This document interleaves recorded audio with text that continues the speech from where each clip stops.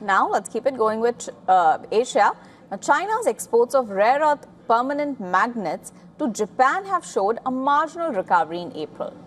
But the 2.5% increase comes after exports plunged 17.3% in March.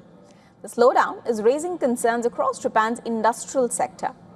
Rare earth permanent magnets are critical for electric vehicles, semiconductors, robotics, and defense systems. China dominates the global supply chain for these materials, making Japanese manufacturers heavily dependent on Chinese exports. The latest figures also show Japan slipped to the 9th place among the buyers of Chinese permanent magnets in April. That's behind countries including Germany, South Korea, and the United States. Japanese firms now warn that supply shortages are becoming increasingly severe, with some companies reporting major disruptions to production lines. The supply squeeze comes amid worsening diplomatic tensions between Beijing and Tokyo. The dispute escalated after Japanese Prime Minister Sanae Takaichi suggested last year that a potential Chinese attack on Taiwan could pose an existential threat to Japan. In response, Beijing tightened economic pressure on Japan. China discouraged travel to Japan and in January imposed restrictions on exports of so-called dual-use items, products with both civilian and military applications. Rare earth materials and permanent magnets are widely seen as part of that category.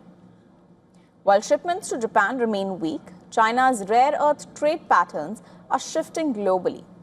Exports of permanent magnets to the United States rose 26.4% in April, ending 5 straight months of decline.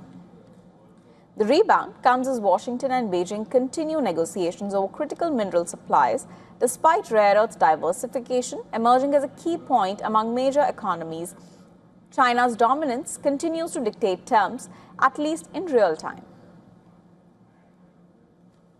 Rare earth elements are not rare. They're actually relatively common in the Earth's crust. But places that have the energy and the regulatory framework that is amenable to lower cost processing and refining, which is to say, with greater social and environmental risk, those in the latter part of the 20th century became fewer and farther between. And that's why over the latter part of the 20th century and into the early part of the 21st century, production left the West and concentrated in China.